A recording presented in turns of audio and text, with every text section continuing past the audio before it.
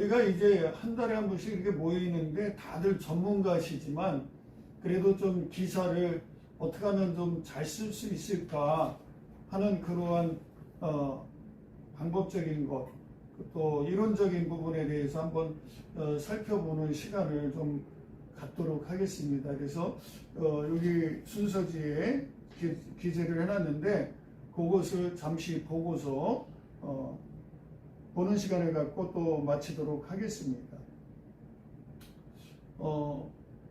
지난번에 이어서 두 번째로 이제 좋은 기사 쓰는 법이 뭘까 한번 생각하고 또 자료를 조사를 해서 기재를 했습니다. 첫 번째로 이제 기사의 구조입니다.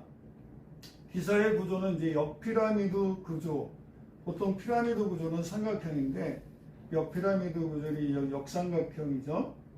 그래서 뭐냐 하면 기사의 핵심 정보를 먼저 제시하고 점점 덜 중요한 내용을 배치하는 방식, 이게 바로 역피라미드 구조입니다. 제목이 되겠죠. 제목, 헤드라인. 이거는 뭐냐면 기사의 핵심 내용을 압축하여 전달하는 거죠. 그 다음에 리드라는 건 이제 도입부입니다. 기사에서 가장 중요한 내용을 한 문단, 보통 1, 2문장으로 요약을 하는 거죠. 그 다음에 본문, 핵심 내용을 뒷받침하는 배경 정보, 인터뷰, 통계 등을 포함합니다. 그 다음에 추가 정보가 있습니다. 요거는 독자가 더 깊이 이해할 수 있도록 맥락을 제공하는 거죠. 그래서 요즘에는 기사가 어떻게 하냐면 기사를 쓴 다음에 두 줄로 요약 이렇게 해가지고 두세 줄로 요약해서 딱 정리를 이렇게 해줍니다. 그래서 독자들이 다 읽어보지 않더라도 이 기사의 핵심은 뭔가 하는 것, 헤드라인하고 그 다음 밑에 핵심 요약을 이렇게 기사에서 많이 이렇게 쓰는 것을 봅니다. 과거에는 이런 방식이 없었어요. 그러나 요즘은 거의 대부분 이렇게 기사를 정리합니다. 근데 이제 두 번째로 우리가 알아야 될 사실은 기사 작성의 기본 원칙입니다. 이 6하 원칙에 의해서 하는데 누가, 언제, 어디서, 무엇을, 왜, 어떻게 요 부분을 꼭 포함을 해야 됩니다. 특히 리드 문장에서, 리드는 뭐라 그랬어요? 도입부라 그랬죠? 이 도입부 문장에서 가장 중요한 게 이제 5W, 1H입니다. 그러니까 5W라는 것은 누가, 언제, 어디서, 무엇을, 왜. 그 다음에 1H는 뭐예요? 어떻게. 요거죠. 요거를 포함하면 이제 도입부에서 포함하면 굉장히 좋습니다. 그 다음에 객관성과 정확성을 유지하는 건데요. 팩트 중심으로 작성하고 의견이나 주장은 명확한 근거를 제시해야 됩니다. 신뢰할 수 있는 출처를 밝히고 인용 시 정확한 표현을 사용합니다. 이게 왜 중요하냐면 요즘 가짜뉴스 많이 얘기하잖아요. 그런데 어떤 사건이 있어요. 사건이 있는데 요즘은 이제 무슨 수로 기자들이 전국에 있는 사건 사고를 다 씁니까? 못 써요.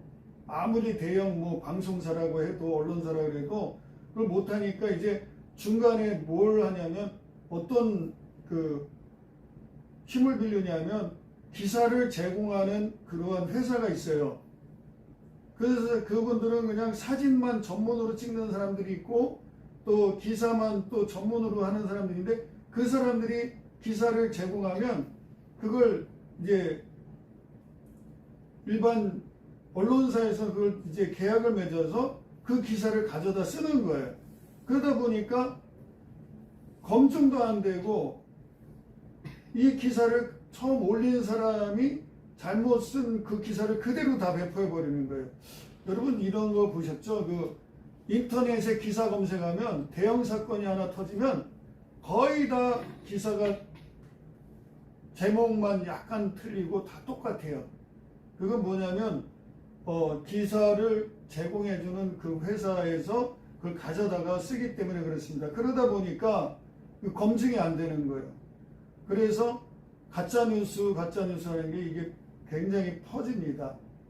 그래서 저도 언론사를 운영하면서 어떻게 하면 가짜뉴스를 피해갈 수 있을까. 그래서 직접 취재한 것이 아니면 기사를 올리지 않습니다. 그리고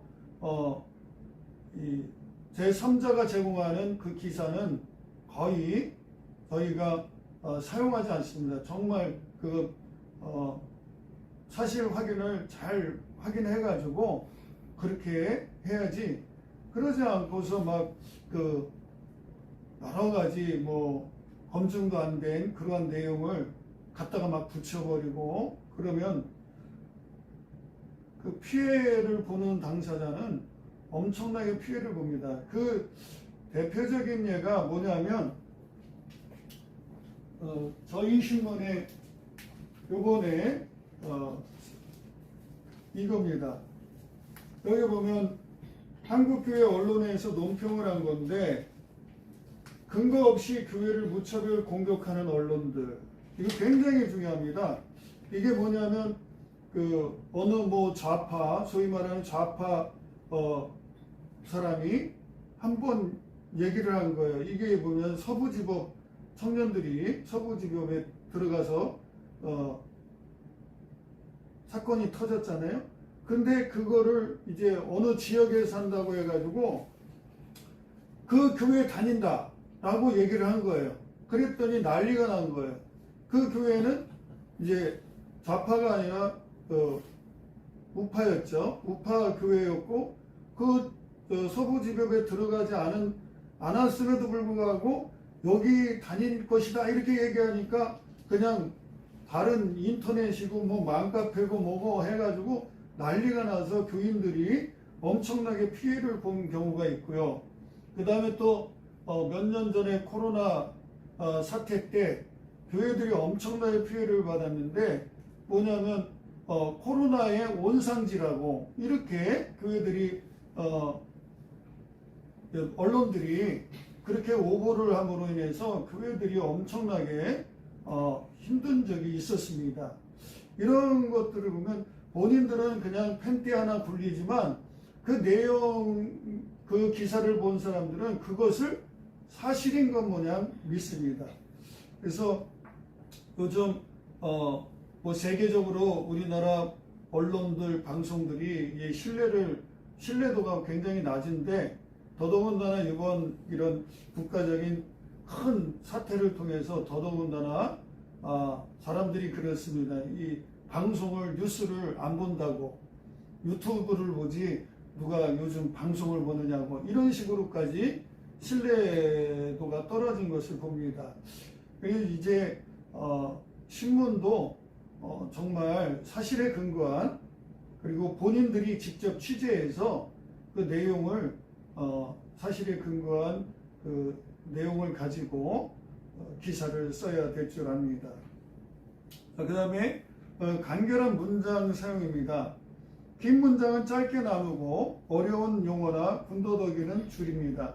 문장 길이는 20에서 25단어 이내가 이상적이고요. 능동형 문장 사용의 예시는 뭐냐면 정부는 새로운 법안을 발표했다, 이런 것. 그 다음에 좀 능동형 문장이 아닌 예는 뭐냐면, 능동형 문장은 정부는, 예를 듭니다. 정부는 새로운 법안을 발표했다. 이게 능동형 문장이고요. 그렇지 않은 문장은 뭐냐면 새로운 법안이 정부에 의해 발표되었다, 이런 거예요. 그러니까 그거 약간 차이가 있는데, 이게 이제 간결한 문장을 사용하되 이제 능동형 문장을 사용하라 이겁니다. 그 다음에 독자의 관심을 끄는 표현을 사용하는 겁니다. 숫자, 통계, 강한 동사, 흥미로운 인용구, 이런 것들을 활용해야 됩니다. 예를 들어서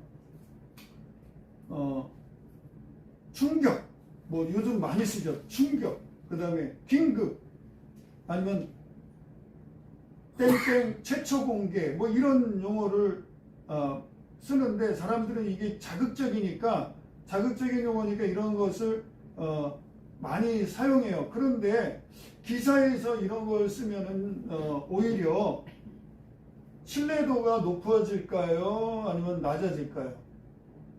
신뢰도가 낮아질 수가 있습니다. 이게 뭐 영상 같은 경우는 이제 사람들이 보게 하기 위해서 어떻게 해서든 클릭하기 위해서 이렇게 하지만 만약에 기사도 이렇게 한다고 해서 잠깐은 뭐 볼 수가 있지만 들어가 보면 별 내용도 없는데 이거 낚시질이구나 뭐 이렇게 생각할 수가 있어요. 그렇기 때문에 이런 기사에서 이런 자극적인 표현은 오히려 신뢰성을 해칠 수가 있기 때문에 주의할 필요가 있습니다. 그 다음에 세 번째로 기사 스타일을 스타일입니다. 예를 든다면 일반 뉴스 기사가 있는데 제목은 정부 부동산 세제 개편안 발표 땡땡땡 서민 부담 줄어들까라고 하는 건데요. 근데 이 도입부는 뭐냐면 정부가 3월 28일 부동산 세제 개편안을 발표했다. 이에 따라 1주택자의 보유세 부담이 줄어들 전망이다. 이게 도입부예요. 그 다음에 본문. 정부는 이번 개편안에서 1주택자의 보유세를 낮추는 대신 다주택자에 대한 세율을 강화하는 방안을 발표했다. 이런 거요. 이한 생략합니다. 이런 게 이제 좋은 기사 스타일이죠. 그 다음에 두 번째 예는 뭐냐면 인터뷰 기사예요. 인터뷰. 제목 기후변화 지금 대응하지 않으면 늦는다. 환경 전문가 땡땡땡 박사 인터뷰 이렇게 제목을 하고요. 그 다음에 도입부는 지금 당장 탄소 배출을 줄이지 않으면 10년 후엔 돌이킬 수 없는 지경에 이를 것입니다. 환경 전문가 땡땡땡 박사는 이렇게 경고했다. 이렇게 쓰는 거고요. 그 다음에 본문은 뭐냐? 김 박사는 28일 서울에서 열린 탄소 중립 컨퍼런스에서 기후변화 대응의 시급성을 강조했다. 그렇게 하면서 이제 본문을 쓰면 되고요. 이제 네 번째는 신문 스타일에 맞는 표현을 정리하는 겁니다. 시간을 표기하는 거예요. 시간. 기사를 썼는데 언제 썼는지 모르고 또 이제 오래된 좀 시일을 놓친 기사가 있어요. 보통 이제 뭐 교회 행사나 이럴 때는 이제 늦게 기사를 쓸 수밖에 없는 그런 또 일이 생기거든요. 간혹 기사를 쓰면 그럴 때는 뭐 최근 이렇게 하는데 그런 거는 좀 신뢰도가 떨어지죠. 가능한 한 뭐냐면 날짜. 그러니까 예를 들어서 오늘이다 그러면 27일이다 이렇게 아니면 어저께 일어났다 그러면 뭐 어제 하고 가로 열고 며칠 이렇게 아니면 또 앞으로 예정이다 그러면 오는 뭐 4월 1일 뭐 이런 식으로 그렇게 시간을 날짜를 표기해 주어야 되고요. 그 다음에 이름을 표기하는 겁니다.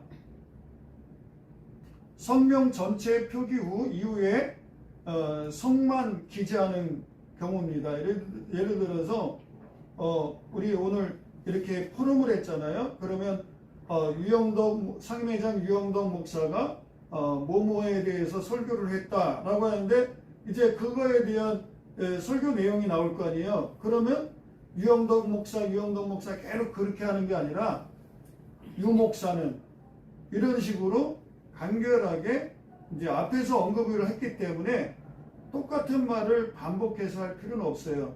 그렇기 때문에 이런 식으로 이제 표기를 해준다는 거죠. 그 다음에 수치 표기. 숫자는 1000명처럼 이게 쉼표를 사용해야 됩니다. 1000 할 때 1하고 뭐예요? 콤마 찍고 0 3개 이렇게 10 이하의 숫자는 한글 표기로 합니다. 자, 어떻게 표기를 하냐면 한 달 또는 5명 그러니까 10명 이상일 경우는 그냥 숫자를 표기하고 그 다음에 10명 미만일 때는 한글로 표기하는 것이 낫다라는 거예요. 그 다음에 이제 따옴표. 따옴표는 직접 인용시는 큰 따옴표입니다. 이게 뭐냐면 땡땡 요거 위에 저기죠. 그 큰 따옴표 두 개를 쓰는 거죠. 그 다음에 간접 인용시는 작은 따옴표를 쓰는 겁니다. 작은 따옴표는 하나죠. 두 개가 아니라 하나.